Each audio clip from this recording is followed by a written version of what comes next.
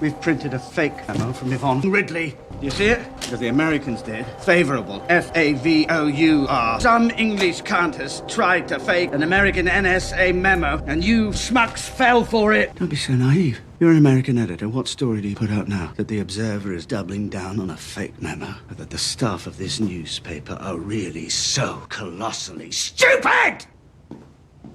The FBI is looking at Richard Jewell as the bomber. The security guard who first alerted police to the pipe bomb that exploded in Centennial Olympic Park is the target of the federal investigation into the incident that resulted in 2 deaths and injured more than 100. Richard Jewell, former law enforcement officer, fits the profile of the lone bomber. This profile generally includes a frustrated white man who is a former police wannabe who seeks to become a hero. Networks have it. CNN has it. Then why isn't anyone reporting it? Anybody feel like we're getting worked here? God damn, John. These are our Olympics. If we don't lead on this story, what the fuck are we doing here?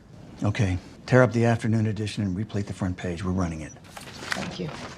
The document doesn't accuse anyone of doing anything like that. No, it merely suggests that the US government, with Great Britain, might try to twist arms and threaten UN delegates into voting for a war in Iraq. My source is ex-CIA, and he's talking to me on the record. We're the press, not a fucking PR agency for Tony Blair. Since when did this paper prioritize political access over its own investigative reporting? All right! A truly free press is one of the most important pillars of democracy and a vital component in a truly free society. In this video, we count down the best movies that celebrate the spirit of journalism.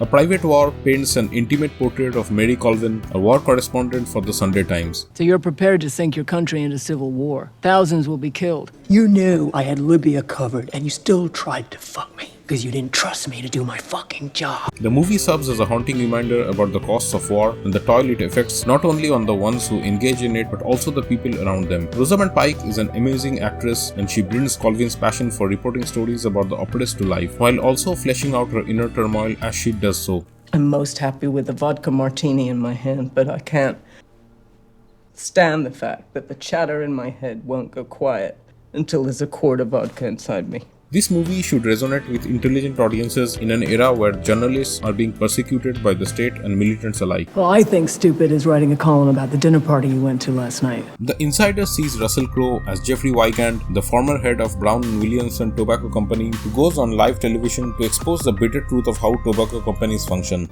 It allows for the nicotine to be more rapidly absorbed and therefore affect the brain and central nervous system. The show's producer, played by Al Pacino, promises to protect him, but executives cut Wigand's portion from the broadcast because they're worried about a lawsuit by the tobacco company. Protect your sources? You screwed me. You sold me out. Fuck you.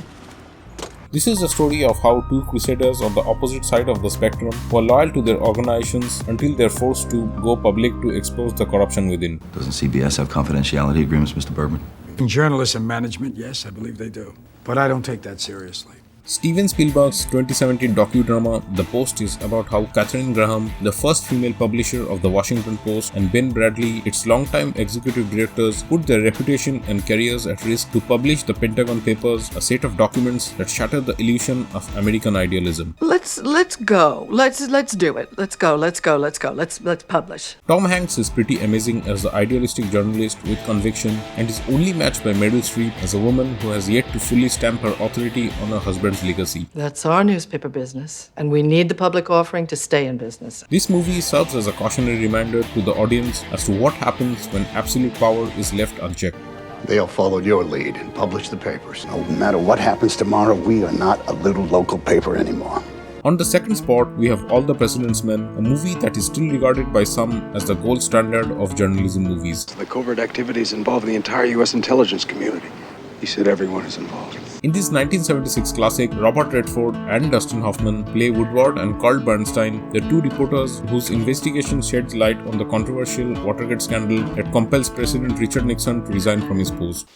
If we can make names of the initials, then we'll know the people at Creek who paid off the burglars. We'll at least know who got the money. At a time when newspapers are slowly losing relevance to clickbait articles, a rewatch of this peculiar classic manages to take us back somewhat to those long lost days of fact-based reporting when journalistic ethics meant something. If people are to be convinced that Stans and Sloan are innocent, our reporting must be precise. Before we move to our top spot, we would like to make other honorable mentions. In Nothing But the Truth, a female reporter faces a possible jail sentence for outing a CIA agent and refusing to reveal her source. In Zodiac, a political cartoonist, a crime reporter, and a pair of cops investigate San Francisco's infamous Zodiac killer in this thriller based on a true story. And finally, in Kill the Messenger, journalist Gary Webb started investigating CIA's role in the 1980s in getting crack cocaine to the black part of LA to get money and weapons to the freedom fighters in Nicaragua. Look, Mark, if this story stands, some of your people are going to jail. 2015 Spotlight champions old school journalism that involves knocking on doors and scouring the cuttings library to reveal child molestation charges against the church that may have begun centuries ago. I'm working on something bigger. Bigger? I don't know what that means. I'm not supposed to tell you this, but I'm digging around for Spotlight. The movie features an ensemble cast including Rachel McAdams, Mark Ruffalo, and Michael Keaton in de-glamorized avatars, yet featuring powerhouse performances.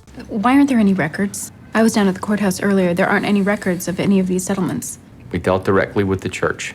No wonder this gem of a movie won the Academy Award for Best Picture in 2016. Everybody knew something was going on, and no one did a thing. So I guess that wraps it up. What do you guys think? Did I miss any that you think should be on the list? Let me know in the comments below. Thanks for watching. Please subscribe and give this video a thumbs up if you liked it. Click on the little bell icon to be notified whenever a new one comes out. Don't forget to share this video with your friends. I'll see you guys next time.